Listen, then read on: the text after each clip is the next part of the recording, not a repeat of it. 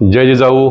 मी राहुल पोकळे, राष्ट्र सेवा समूहाचा संस्थापक अध्यक्ष, समाविष्ट 32 गाव कृती समितीचा सदस्य, सक्रिय सदस्य आणि शासन नियुक्त समिती सदस्य। मला 32 गावातील सर्व नागरिकांना एक खुश खबर द्यायची आहे। ती खुश खबर अशी आहे, आपल्या 32 गावांचा जो लढा सुरू होता त्या लढ्याचा आता बऱ्यापैकी शेवट होत आलेला आहे आणि आपल्याला यश मिळायला लागले आहे। काल अजितदादा पवार, महाराष्ट्राचे उपमुख्यमंत्री तथा पुण्याचे पालकमंत्री यांच्या मंत्रालयातल्या दालनामध्ये आमची एक अत्यंत महत्त्वपूर्ण बैठक झाली। त्यामध्ये अनेक विषय झाले, त्यापैकी एक विषय होता आपल्या 32 गावांचा टॅक्स। त्या टॅक्सच्या विषयामध्ये अजितदादाने व्हीसीवर पुण्याचे आयुक्त व संबंधित अधिकाऱ्यांना विचारलं की ज्यावेळेस ऑक्टोबर 16 2024च्या ऑक्टोबरमध्ये ज्यावेळेस शासनानं मुख्यमंत्री साहेबांनी ज्यावेळेस स्पष्ट आदेश दिला होता की ग्रामपंचायतच्या धर्तीवर या गावांची दुपटीने आकारणी करावी टॅक्ससाठी, त्याचं पुनर्विलोकन व्हावं व त्याची अंमलबजावणी सुरू करावी, असा आदेश 1 वर्षापूर्वी दिला होता ऑक्टोबरच्या महिन्यामध्ये। मग त्याची पूर्तता तुम्ही आजपर्यंत का केली नाही अशी विचारणा अजितदादांनी त्यांना सदर बैठकीत केली व या आदेशाची अंमलबजावणी तात्काळ करण्यात यावी, उद्यापासून सुरू करावी असे त्यांना आदेश दिले व ते आदेश आता लेखी स्वरूपात महापालिकेला आता पोचलेले असतील। हे आता माझ्या हातात पत्र आहे। या पत्रामध्ये स्पष्ट दिलेलं आहे, सगळ्यात खालच्या ओळीमध्ये वरचा आदेश तोच कायम ठेवलेला आहे की ग्रामपंचायतच्या धर्तीवर दुपटीने आकारणी करावी व जोपर्यंत ही आकारणी होत नाही तोपर्यंत वसुलीला स्थगिती दिलेली आहे, ती कायम राहणार आहे। शेवट काय म्हणलेलं आहे, सदर निर्देशाच्या अनुषंगाने अद्याप कारवाई झालेली नाही, त्यामुळे प्रस्तुत निर्देशानुसार तात्काळ कारवाई करण्यात यावी व केलेल्या कारवाईचा अहवाल शासनास त्वरित सादर करावा, असा आदेश दादांच्या सांगण्यामुळे हा आदेश नगरविकास खात्याकडनं पुणे महापालिकेला गेलेला आहे। या माध्यमातून उद्यापासून कृती समितीच्या माध्यमातून महापालिकेकडे जाऊन या आदेशाची अंमलबजावणी कशी होईल व कशी लवकर बिलाच्या स्वरूपामध्ये नवीन आणि सुधारित बिलं कशी येतील या संदर्भाने आमचा पुन्हा उद्यापासून पाठपुरावा सुरू राहणार आहे। मित्रांनो, आपण ही लढाई आता खूप काळ लढत आहोत। गेल्या 2-3 वर्षापासून सातत्याने याला पाठपुरावा करत आहोत। अनेक विरोधक आता सुद्धा त्या टीका करत आहेत। त्यांना असं वाटतं की हा निवडणूक जवळ आली की अशा प्रकारचे आदेश काढले जातात।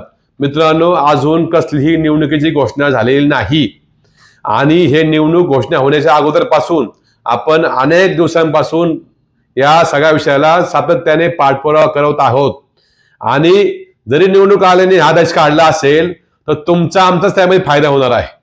त्यामुळे तो फायदा आपण नक्कीच घेतला पाहिजे। मागच्या काळात आचारसंहितेच्या अगोदर 1 दिवसाने आदेश काढला होता, त्याचा फायदा आपल्याला झालेला आहे, हे नाकारता येणार नाही। आपल्याकडे सक्तीची वसुली होत होती, लोकांना बाहेर काढून, पेशंट बाहेर काढून हॉस्पिटलला कुलूप लावलेले मी डोळ्याने पाहिलेलं आहे। ही सक्तीची वसुली आपल्याकडे सुरू असते तर आज आपल्याकडची अवस्था काय असते त्याचं गांभीर्य लक्षात घ्या। या सक्तीच्या वसुलीला पालकमंत्री अजितदादांनी त्यावर स्टे दिला होता, म्हणून आपल्याकडची महापालिकेची सक्तीची वसुली थांबली होती। अन्यथा त्यांचा खूप त्रास आपल्याला सहन करावा लागला असता, तो त्रास तुम्हाला सहन करावा लागत नाही, हे देखील खूप मोठं काम झालं।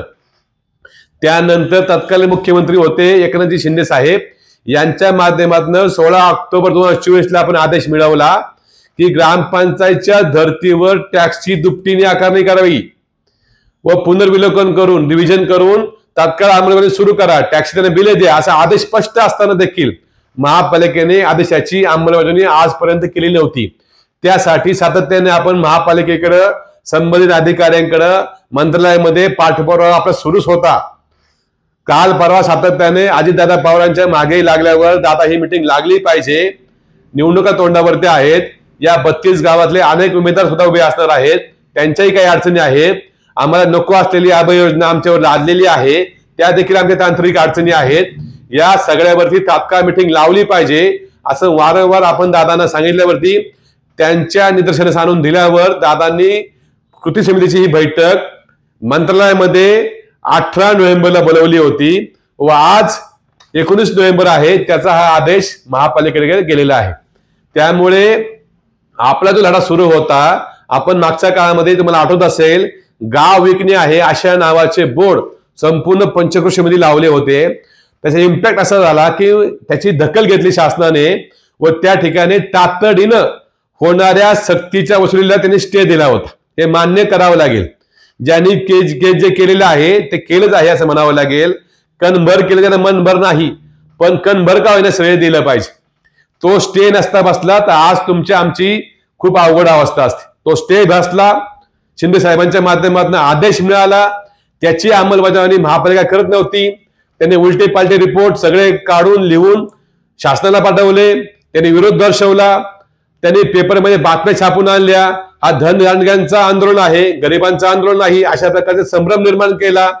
आपली मागणी नसताना आपली मागणी अशी होती की जुन्या हद्दीला आभा योजना सुरू करा व नवीन हद्दी ज्या आता समाविष्ट झालेल्या आहेत त्यांच्याकरता या आदेशाची अंमलबजावणी करा।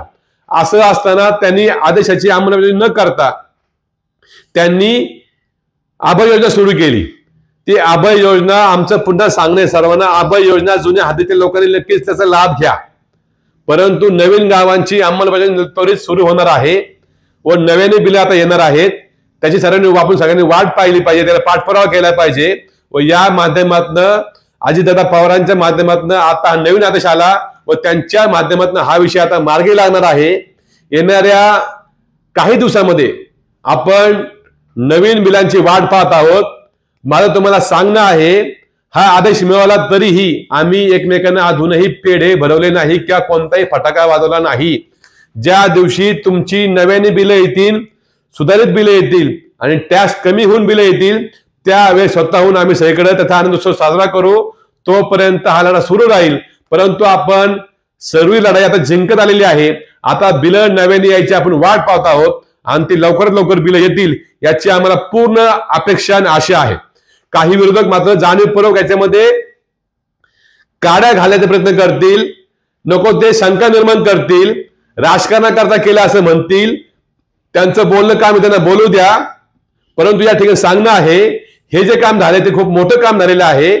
येणाऱ्या काळात लवकरच या 32 गावातल्या लोकांचा जिजिया करामधनं, जाचक टॅक्स मधनं सगळ्यांची सुखरूप सुटका होणार आहे आणि नवीन बिलं ग्रामपंचायतच्या धर्तीवर दुपटीनं आपल्याला येणार आहेत याची मी तुम्हाला हमी देतो व हा पाठपुरावा सुरू राहील। बिले येईपर्यंत आम्ही त्याला मागे थांबणार नाही। अशा प्रकारे कृती समितीला आलेलं हे मोठं यश आहे।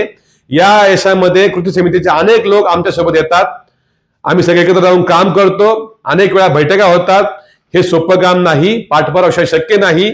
अनेकांच्या अनेक तक्रारी असतात, अडचणी असतात, समस्या असतात, त्या समजून घेऊन त्याला रेटून आपल्या पुढे घेऊन जावं लागतं। अशा प्रकारे हा आदेश आणण्यामध्ये आम्ही आतापर्यंत यशस्वी झालेलो आहोत।